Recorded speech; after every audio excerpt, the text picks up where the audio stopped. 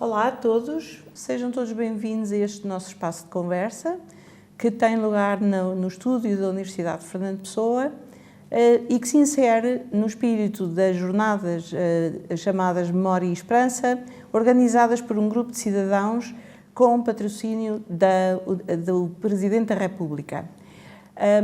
O objetivo destas jornadas é olhar para aquilo que se passou durante a pandemia, uma pandemia que ainda não terminou, mas que teve momentos bastante dramáticos, e ver simultaneamente a relevância que tem para a sociedade fazer o luto de todas as pessoas que morreram com Covid ou por causa do Covid, mas também pensar no próprio tempo do Covid, quais foram os sinais de humanidade, os sinais de esperança sobre os quais nós agora possamos construir o nosso futuro. Vamos então dar início a uma conversa que esperamos que seja uma conversa interessante para todos e para todas que nos estejam a ouvir. No âmbito do projeto Memória e Esperança, temos connosco a doutora Margarida Tavares, natural de Valdecâmara, em Aveiro. É a atual coordenadora da Unidade de Doenças Infecciosas do Hospital de São João, no Porto. Dedica-se também à prevenção de doenças potencialmente emergentes. Em 2005, encontrou-se na linha da frente quando preparou o primeiro plano de contingência contra a gripe A. Agora, encontra-se nessa mesma linha, desta vez a lutar contra uma doença diferente, a Covid-19. Obrigada, doutora Margarida Tavares, por estar connosco aqui hoje na Universidade de Fernando Pessoa. E queria começar por lhe perguntar se, como ao longo da pandemia de Covid-19, que tem sido muito difícil para toda a gente, principalmente para os profissionais de saúde, qual seria o estado de espírito destes ao longo desta pandemia? Muito bom dia, muito obrigada pelo convite. É uma honra estar aqui e participar nesta iniciativa tão bonita. Disse que esta pandemia terá sido eventualmente mais difícil para os profissionais de saúde. Eu não sei se foram...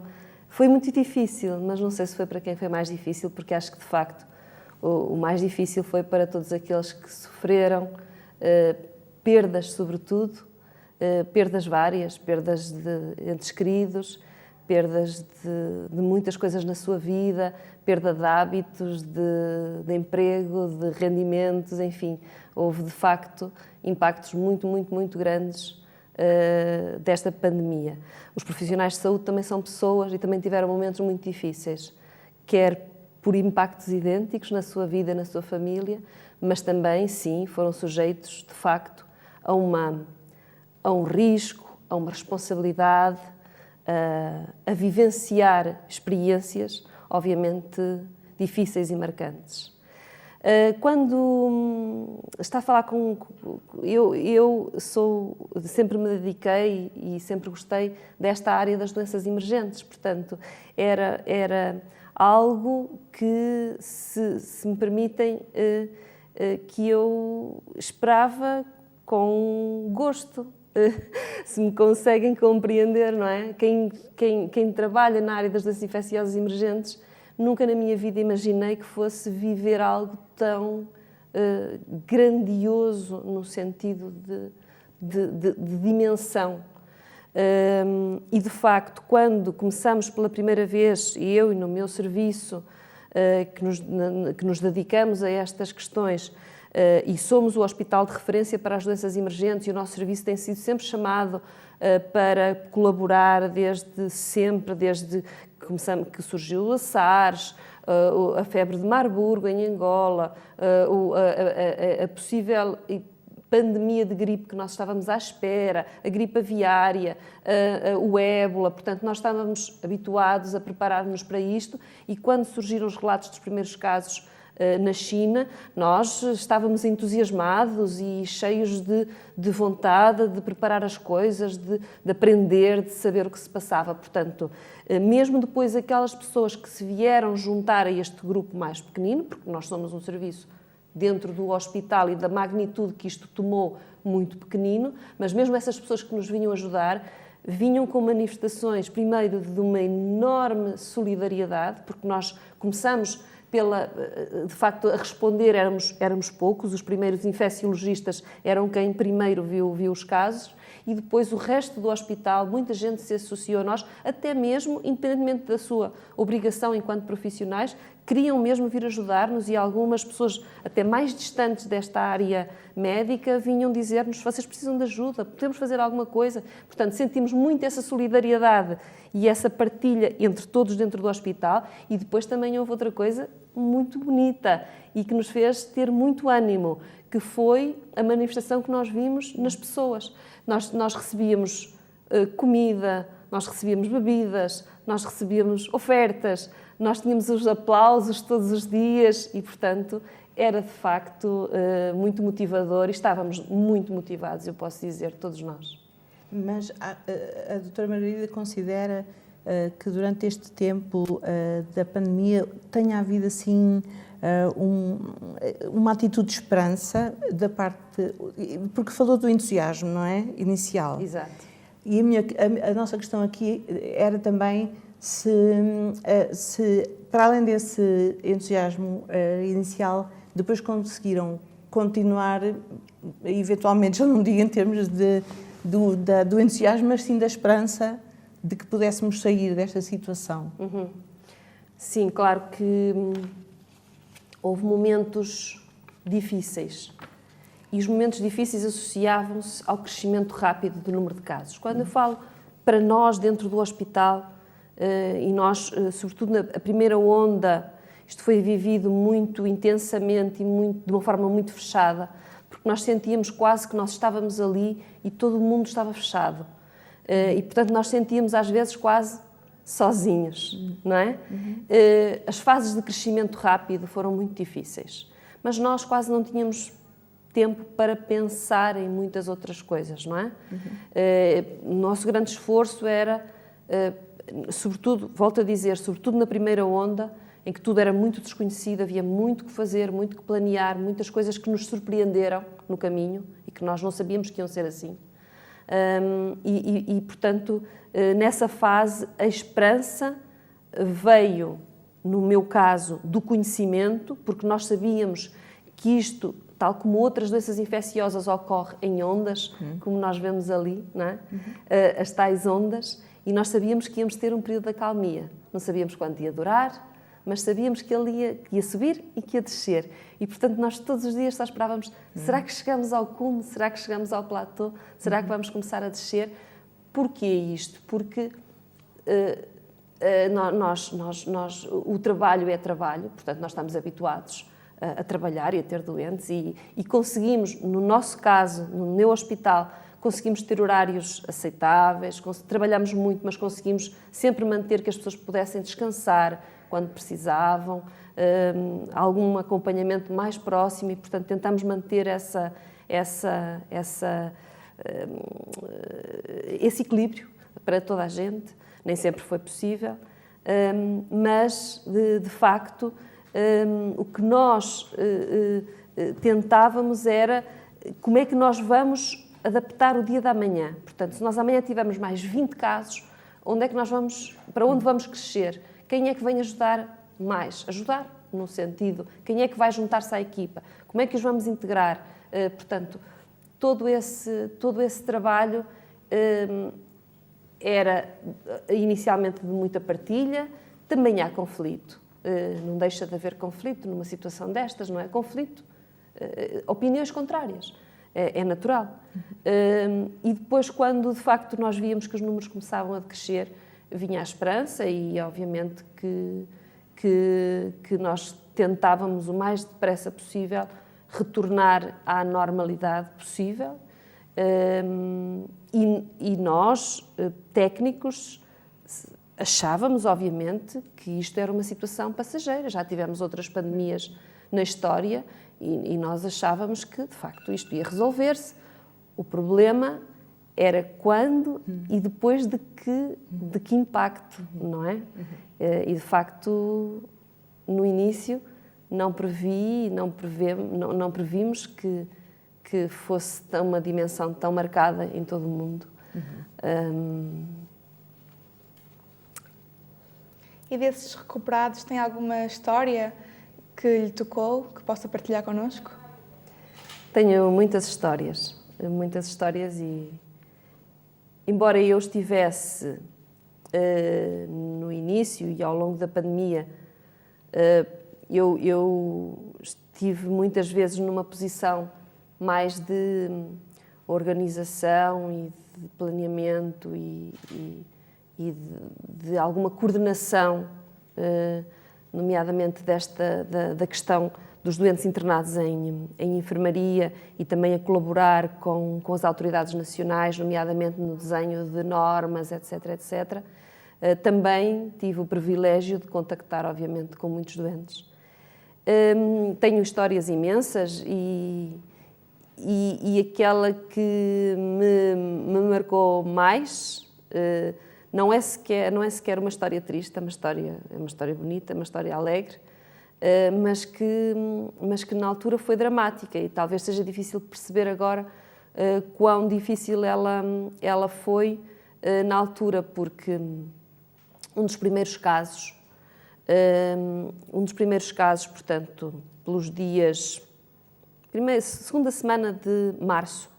No primeiro caso, nós tivemos o primeiro caso confirmado no dia 2 de março de 2020 e na segunda semana, portanto, logo ali nos primeiros casos, ainda parte daquele grande surto de Felgueiras e Lousada, houve um diagnóstico numa senhora cujo marido também estava infectado. Na altura, que foi quando começamos a ter casos, não só no Hospital de São João, mas também nos outros hospitais de Porto começaram a receber, nessa altura começaram a receber casos. Na altura, a atitude perante cada caso era uma atitude muito musculada, no sentido de isolar, internar, rastrear todos os contactos, isolar os positivos dos negativos, um isolamento muito estrito, portanto era, como é óbvio, e naturalmente no início nós não sabíamos a contagiosidade, o risco, não tínhamos essa noção, nós e as autoridades de saúde, e portanto essa senhora, o marido tinha sido internado, as pessoas dividiam-se, não é, porque era de acordo com as vagas que existiam. O marido tinha sido internado no Hospital de Santo António, embora com uma doença ligeira, que hoje em dia não seria internado, e ela foi diagnosticada no Hospital de São João e tinha um filho pequeno, com uma idade à volta dos 10 anos, portanto, nessa faixa etária. E ali, na altura, nós tínhamos que internar toda a gente. O filho era negativo, ela era positiva, o marido estava internado, tinha um outro filho que estava a estudar em Coimbra e que continuava em Coimbra, e então fui eu que falei com ela e que lhe dei a notícia de que ela era positiva, ao telefone, portanto nós fazíamos os testes, as pessoas iam para casa já nessa altura e nós depois contactávamos, se elas fossem positivas, tinham que vir para o hospital e iniciava-se toda uma catadupa de ações por parte das autoridades de saúde. E então fui eu que falei com ela e ela disse-me: doutora, por favor, deixe-me, já na altura em que ela foi, aliás, à urgência, ela já tinha pedido: eu preciso ficar em casa com o meu filho, eu preciso ficar em casa com o meu filho. E na altura ela disse: deixe-me, por favor, ficar em casa com o meu filho. Eu garanto-lhe que ele não vai, que eu não vou contagiar, garanto-lhe. Eu vou fazer tudo direitinho, a doutora vai-me explicar tudo o que eu preciso fazer e eu vou fazer tudo direitinho e garanto-lhe, porque eu não quero entregar o meu menino a mais ninguém. E eu assumi essa responsabilidade e na altura foi difícil convencer as autoridades de saúde, porque eles queriam retirar o menino, isolá-lo, queriam que eu internasse a mãe e, portanto, na altura eles aceitaram que fizéssemos isso e eu acompanhei-a todos os dias. Posso dizer que somos amigas hoje e, de facto, o filho nunca infectou. Ela portou-se lindamente, todos os dias me descrevia todas as tarefas que fazia, como é que ela conseguia viver com ele na mesma casa e alimentá-lo sem o pôr em risco e de facto, ela agradeceu-me muito essa possibilidade, porque teria sido dramático separá-los num momento tão difícil como aquele e quando toda a família estava doente, porque eles quase todos faziam parte de uma grande família alargada e E pronto, e ela é uma pessoa fantástica e correu muito bem. Essa experiência que a doutora Margarida teve, agora nós gostávamos que pudesse também dizer, quer dizer, porque podemos ligá-la agora com isto em termos da esperança e em termos de alguma coisa que muda na interação social das pessoas a partir destas experiências, o que é que pensa que fica de positivo e o que é que pode ser então esse fiozinho para nós pensarmos no futuro? Fica muita coisa de positivo, sabe? Porque o que é que isto, para mim, o que é que isto significa? Significa que nós temos que olhar para as várias dimensões dos problemas e não nos podemos focar apenas no problema sanitário, não é? As pessoas têm muitas dimensões e, portanto, eu ali, se eu me guiasse meramente pelas normas, pelas regras, pelo mais lógico e eu até podia alegar o meu interesse maior, que era o que me dizia a autoridade de saúde, não, nós temos que proteger a criança, esse é o maior interesse. E eu olhei para outra dimensão, que era, não, mas eu também estou a proteger esta criança a deixá-la ao pé da mãe e deixar a sua mãe ao pé dele. Portanto, primeiro, é que nós temos que ter um olhar para o todo. As dimensões são muitas, há dimensões sociais, há dimensões emocionais, há dimensões... A saúde é feita de muitas coisas, a saúde não é só um vírus, a saúde é muita coisa. E, portanto, nós, como profissionais de saúde, também temos a obrigação de olhar para essas outras dimensões que compõem a saúde e que compõem o nosso bem-estar. Por outro lado, ensina-nos outra coisa, em relação ao futuro e em relação à nossa atitude, às vezes demasiado paternalista, às vezes demasiado autoritária neste campo, que é as pessoas, se nós falarmos com elas, se as ouvirmos, se lhes explicarmos, elas são as primeiras interessadas em proteger os outros e as pessoas são boas, querem o bem uns dos outros. E, portanto, às vezes não é preciso tantos gestos a regular todas as nossas atitudes, não é? Fechar, evitar, proibir, mas sim explicar o porquê das coisas. Houve muitas coisas nesta pandemia que as pessoas não perceberam porque é que tiveram que as fazer. E eram absurdas. Porque é que não, por exemplo, não tenho nenhum interesse em especial, mas porque é que não podiam ir a um jogo de futebol e podiam ir a uma outra coisa? Porque é que, quer dizer, houve muitas coisas que eram difíceis de compreender, que não eram lógicas e que perturbavam, mesmo que não perturbassem algumas pessoas, perturbavam outras. Cada um tem as suas necessidades, não é? E, portanto, acho que é confiar nas pessoas e também dar-lhes a responsabilidade que cada uma pode assumir. E perceber essa capacidade de cada um é uma grande virtude, é uma sabedoria rara. E para terminar, pode deixar uma mensagem de esperança para todos nós, para o futuro?